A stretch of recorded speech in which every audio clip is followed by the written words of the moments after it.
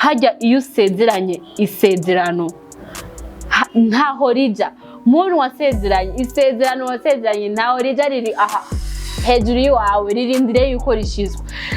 Hari abantu dusezeranya nk'ubu ari abantu bari mu mavictime y'abasogokuru babo basezeranye ati je mwana umwuzukuru basi ndamana yaje sinzi ukuntu babivuga umwuzukuru bajya bani ico niki niwe azotwara ibintu byawe akatusanga wowe kuraba mu bintu basogokuru basezeranye. Kumbe hari abantu bishikira barasezeranye ibintu bigaca bihita biboneka ubwo nyene, n'abandi usanga isezerano yasezeranye rigiye gufata nk'umwana wiwe nk'undi muntu nyene azova mu bwoko bw'iwiwe.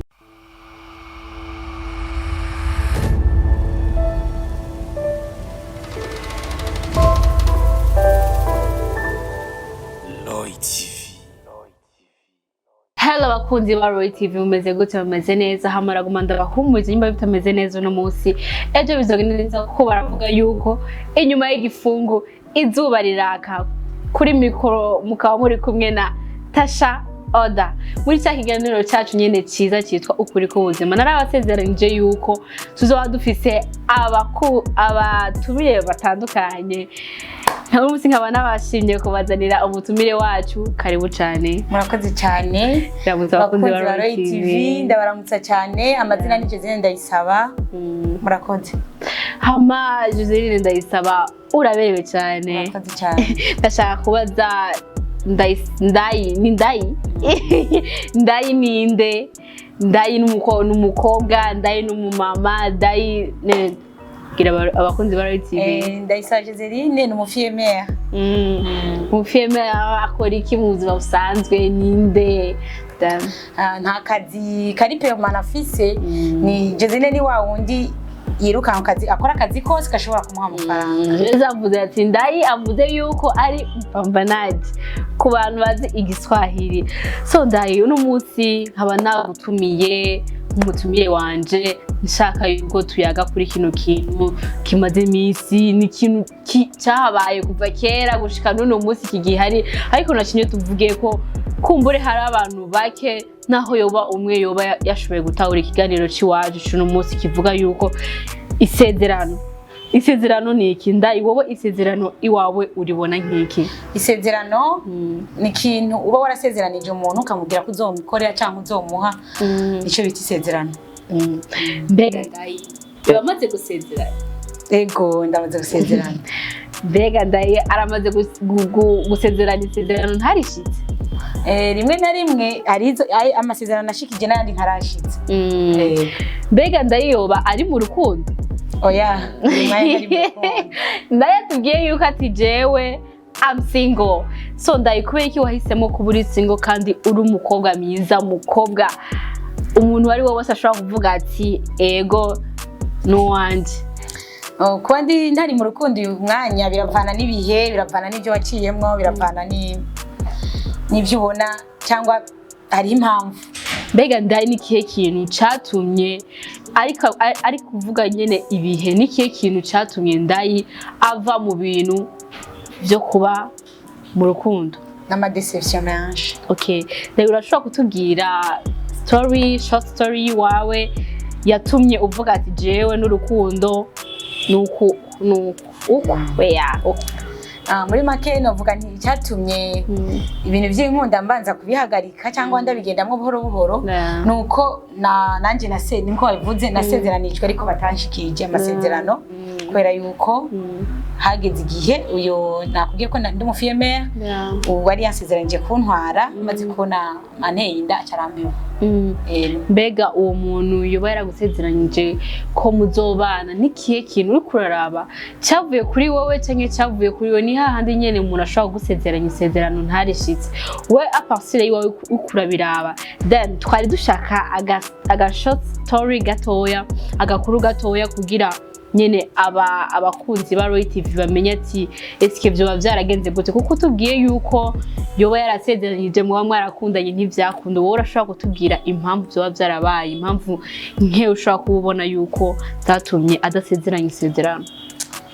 nkuko nabibabwiye ntibyavuye kuri jewe kubera ko nababwiye ko nasezeranijwe sije nasezeranye urumva nasezeranijwe amani banshikiriza amasezerano nkuko nabibabwiye rero nkuko byama byabaye nyene tubizi barasezerana n'umuhungu ukavuga ko muzotwarana mugabo yabonye ikibazo akagihunga bivanye nuko ngira ngo batari yiteguye cyangwa atari prêt yo kwitwa papa muri ico gihe. Okay. So uwo muhungu yoba yarambega ndayi arafitaniye umubano mwiza n'uwo papa w'umwana wiwe. Sinavuga ngo umubano ni mubi ariko sikirenga ariko papa w'umwana ari responsibility ku mwana wiwe urabibona byose arabikora. None ni kiye kintu cyo cyaratumye bitagenda neza kandi twumva yuko a partir y'ivyabaye ariko umwana myitaho no kubera ko muri ico gihe ntiyari bwitegure nkuko nabikubwiye ntiyari bwabe prêt yo kurera umwana cyangwa yo kwitwa papa mugabo bivanye n'ibihe bivanye na evolution yageragira harageze igihe aravuga ati ubu ndashaka kumurera. Mbega ndayi igihe ushobora kuba waramumenyesheje ati jewe ndafise inda y'uwawe igihe yakubwiye ati jewe ndashaka kumenya yarayemeye yatinze gute amaze kumenya yuko ufise inda yiwe kandi mu gihe atari yiteguye wowe uri kuratubwira yuko atari yiteguye wifashe gute muri ico gihe? Ofeti ntiyigeze yihakana uko yarabizi ntiyayihakanye mugabo yaragize ubwoba nanje urumva naragize ubwoba ko j'étais encore jeune nari nkiri muto nari nkiri umwana novuga nti twese twaragize ubwoba mu ijambo rimwe twaragize ubwoba mugabo wewe bice bituma agira ubwoba burenze arapana mu gihugu. Mbega ndayi vyakugende byaje gute kugira umwakire kandi umuntu yagusize mu bihe bitoroshe turazi abantu bafite inda baragira ibibazo byinshi bitandukanye je naho ntabizi ariko bimwe ndagenda ndabibona bikanantera n'ubwoba wowe byagenze gute kugira uvyihanganire wongere kandi umuhekare mu buzima bwiwawe? Sinovuga ngo naramuhaye karibu usibye gusa ko duhurira ku bintu bijanye n'umwana gusa nta nta mitiye dufitanye ndende usibye ko duhurira ku bintu bijanye n'umwana iyo debezo z'umwana gusa sinovuga ngo hari karibu mu buzima bwanje nasuye kumuha sino mugenzi wanashimwe. Oya mbega ndayi turi kuri ku kibazo cy'iwawe ko turaganira ko wowe wobwira iki abantu basezeranya uramaze maybe wowe turumva yuko ubegeze kugusezeranya ntibashitsa ntizihe ngaruka yaguteye mu buzima kubwo kugusezeranya ntashitse? Ingaruka ni nyinshi ku muntu asezeranye ntashitse nko kuri kayi wanje novuga nti byatumye mpindurirwa izina nitwa umuvyeyi kandi bituma mpindurirwa novuga na statut kandi ubuzima burahinduka kuko kigena n'izindi vision zirahinduka. Yego none kuri wewe washikiwe n'ikibazo nk'icyo wohanura abantu bakiri bato abantu bari en couple urumva yuko mwari en couple nikihe kintu ubona yuko iyo usubira inyuma wari gukora kugira ivyahabaye urya mubabaro wagize muri kiriya gihe ntube?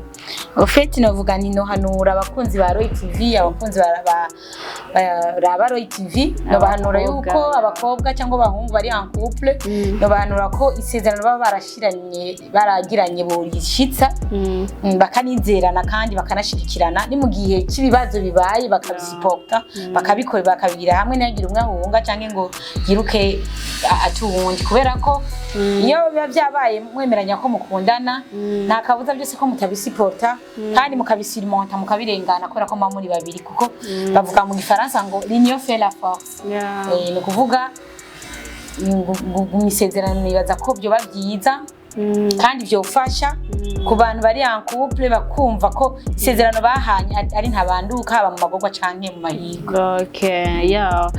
So ndayi ikindi kintu nashaka tubandanyirize ko tuyaga ko mbega isezerano rirabandanya isezerano rirapfa mbega bajya abantu basezeranyije amasezerano aja hehe? bon ku bijyanye n'isezerano ni ikintu kinini cyane ku bantu bizera Imana isezerano ntirihera isezerano ntiripfa mugabo ku batizera isezerano babona ko ari ibintu bisanzwe bashaka gukinisha nk'ayo yose aho bari hose bishobora kumara umwanya muto mugabo ku bantu bizera Imana isezerano ntigigera rihera. Okay, ko jewe tuvuze ku isezerano ridahera kandi ndafite kubuhamya ku bagenzi ndafite umugenzi wanje yigeze kuba en couple n'umumeki wiwe bahora basohokana barakundana urukundo nyene rurakomera ariko haca habura uburyo bwo kubana kwa kundi nyene abahungu baca bavuga ati reka dufate urugendo tugende mu mahanga kurondera ubuzima nyene barasezerana neza n'umukobwa aravuga yuko jewe atari wewe nta n'uwundi mugabo nzojako n'umuhungu aramusezeranya uko nyene aravuga ati jewe nzokurindira gushitsa isezerano ryacu twasezeranye hamwe rizoshike kugira doje tubana. Rero kandi baravuga yuko batabanye ati jewe ninagenda ahandi hantu kuko haraba n'inkurikizi yavyo barafata n'inkurikizi ati jewe ninagenda ku muntu atari wewe sinzovyara n'ubundi aravuga ati ninagenda kundi atari wewe sinzovyara. Wa mpunga aragenda mpunga arasigara ariko urazi ko abakobwa twebwe biratugora cyane ariko hari bamwe babishobora ariko cyane isezerano riragoye kugumya bisaba yuko ubura umuntu w'umutima. Wa mpunga nawe nyene yaragwana kugira irihangana ariko urabona ubuzima Imana niyibutanga ntiyarazi kujya muhungu bizocamo ryari wa mukobwa aratinda ararambirwa bivanye n'abagenzi bivanye ati wewe ujya muhungu yagiye hariya we bizogenda gutubizi guti byarimwo ahubwo aratinda arabivamo aragenda kubakana n'abandi ariko wa mukobwa aragiye mu rugo ararindiriye yuko azoronka nikoroka biranka aragerageza uburyo bwose aragenda ku baganga abaganga baramubona ati none wowe twebwe ko nta kibazo tubona nta kibazo na kimwe ko turabona wewe ufise. Wa mukobwa aravuga ati none ko jewe numva nta kibazo na kimwe mfise meze neza umugabo wanje ameze neza nikiye kintu gituma jewe ntavyara. Baragenda ku mukozi w'Imana yego jende abakozi b'Imana ariyo bamwe hariho bukuri n'abatari bukuri rero ivyo birasaba mwe muyera ko abari wagutahuza biko ari umukozi w'Imana ukuri ariko umukobwa yagiye ku mukozi w'Imana umukozi w'Imana aramubwira ati genda je nzobisengera menye ikintu gituma wewe utariko urasaminda. Umukozi w'Imana agiye arerekwa arabona yuko ari amasezerano ni ikintu kiri mu kirere kirindiriye yuko gishitsa kumbe wa mukobwa ikintu catuma atavyara ni wa muhungu yasezeranya yuko batabanye atazovyara. Mbega isezerano iyo umaze kumenya yuko wasezeranye isezerano nturishitse usavye ikigongo ko ndumva wa mukobwa yarasavye ikigongwe ubuzima bwe buca birasubira buragira iki buragenda neza. Ntaciye ntangura kumenya yuko hajya iyo usezeranye isezerano ntaho rija muntu wasezeranye isezerano wasezeranye ntaho rija riri aha hejuru yawe ririndire yuko rishizwe.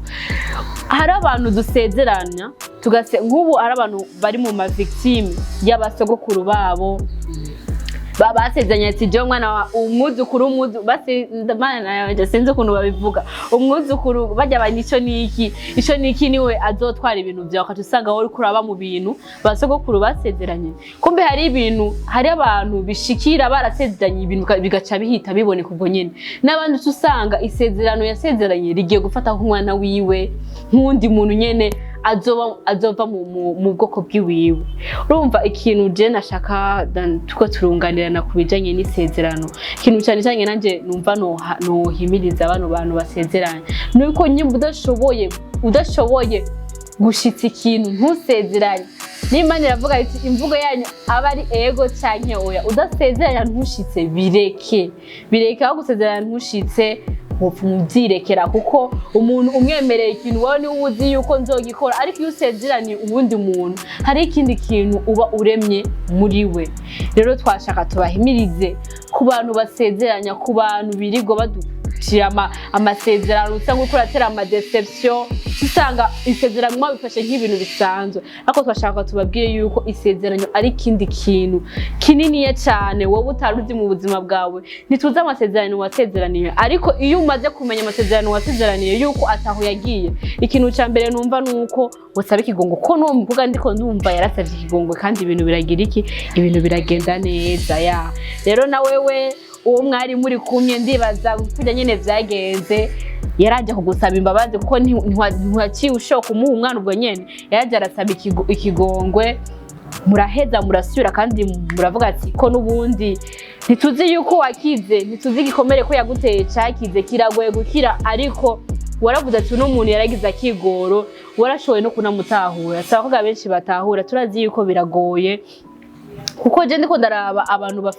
bafise imbanye baragira ibintu bigo baragira ingorane nyinshi zitandukanye kugira ufise inda mu nda ukagira nibibazo yuko utafise uwo uza kuganyira urumva wari mu bigoye ariko waragize umutima w'imbabazi uravuga ati ko yarinze aza aranyiganira arambwira ukuntu ibintu byari bimeze sinogumana inzigo kuko iyo ugumanye inzigo mu mutima ni wonyene ugumubabara hagiye iyo umuntu amaze gutahura ikosa ryo akagusaba imbabazi ntumuharire hajya guharira bituma wewe wenyene umera neza dan jewe icyo novuga nuko wakoze cyane kuza kutubwira story yawe kutubwira ukuntu byakugendekeye kutubwira yuko naho bitagenze neza kiriya gihe ubu waramutahuye yaragusavye imbabazi isezerano iyo usezeraniye ukabuzi yuko utazoshitsa umenye yuko rizoguma riri hejuru y'uwarindire ko rishika nimba utabona yuko bizo gushikira uno munsi muri buzima mubayemo uzorabe neza ntibizobe ari ingaruka mbi ku ruvyaro rw'iwawe ku bantu bazogukomoka kuko isezerano ikintu kinini cyane so akajambo kamye ku bakunzi ba Roy TV bakunzi ba Roy TV mwakoze cyane mwaya mwaduhaye kudukurikirana murakoze cyane rwose Imana bahezagire so mushishikare mudukurikirana kuri YouTube ni Roy TV nyene kuri Facebook Instagram Telegram imbuga zose uzodusanga ko kuri Roy TV ni Tasha Oda mwari muri kumwe kuri micro turabakunda cyane ciao ciao